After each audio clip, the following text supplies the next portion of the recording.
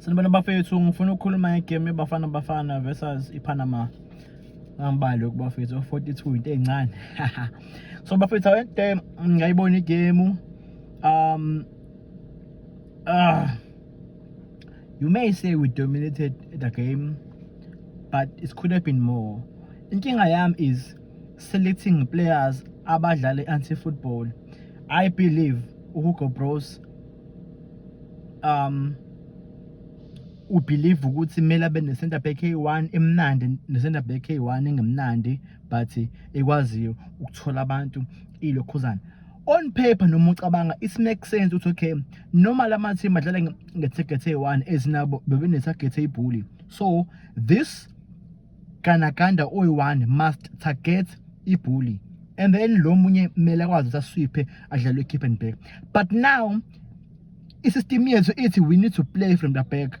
Ama-center back two need to share ibhola with Williams ibhola liye kuma-midfield. So having Ocon is like having uNgezana. So ngifuna ukusho into encane ukuthi basically currently njengamanje asibadingi abadlali base-Europe. Nothing against them, but asibadingi.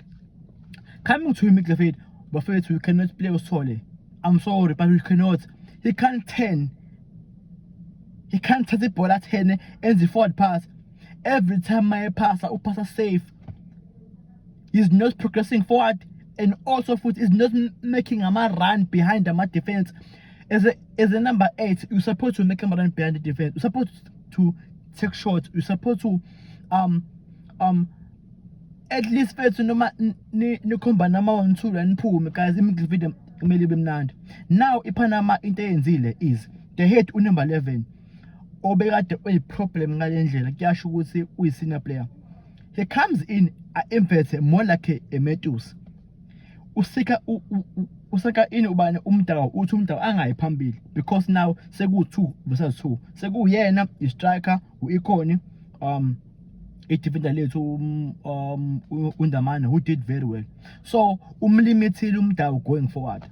Now coming to your left, iphutha silenzile is having uMoremi playing wide and having uApolis playing wide the first half. This means ukuthi uModiba cannot move forward because whenever kumele aqhubekele phambili uzovimbeka, and whereas uMoremi can't play kuma pockets, uMoremi udlala wide.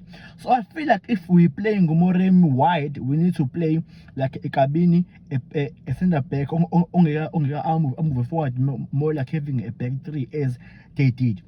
But now playing, I think if we play Durrell in that position more like an invert to Modiba ubezophuma wide, just like Umetus does with Sundowns. So kusilimited going forward. Basically I'm going back way to bengasebenzi. Now whenever ubona uModiba air forward, you must know you can't see uMoremi. The problem ngoMoremi is goal poacher. He knows goal ilkuphi, he knows he passes right to ukuya phambili. Basically usinika the best of him. First half we didn't see much of me like making a man run behind with defender a combiner as it did with second half. Well done. Coming to Ulali, Ulali becomes a center back whenever I'm opponent a jolly baller ubangale guys who basically ball more striker if jolly baller over behind the ball. If it's smart, if it's a tall it's basic. He waits there at the offside a defender team. Now we need to have Mshishi also Klebuka Manga while Klebuka uSithole so then guys, so now it becomes a problem. But this now Icon Mkumela take her Manga team iba all over. So I feel like going forward, I know Hugo Bros guys, for me we mustn't let him go. Ubaka I'm a fans in a marginalist. Sure I'm a fans in a marginalist enza kanje kuBhaka athi akahamba Hugo Bros akahamba. He must just learn what his South African needs. Or Adams, ama midfield amangakamnandi abo police, we need a midfield amnandi. Otherwise, now guys, we cannot play him coach njalo Sithole midfielder pass forward. Now we can always play coach, blame coach. So sure guys, give me a great drive through.